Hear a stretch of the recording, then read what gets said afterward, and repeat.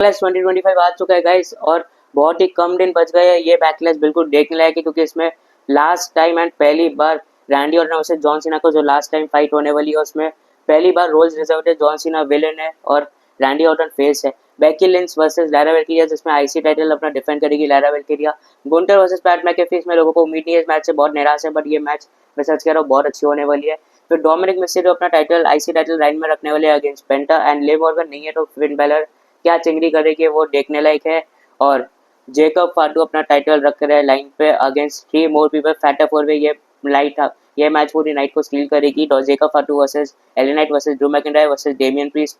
और यार ये आप लोग को देखने में मिलेगा 4:30 AM पे, 2:30 AM पे काउंटडाउन शुरू होएगा, 2 घंटे का चलेगा, एंड 4:30 AM पे हमारे मैचेस चालू होएंगे जो चलेगा 7:30 तक, ओनली ऑन नेटफ्लिक्स।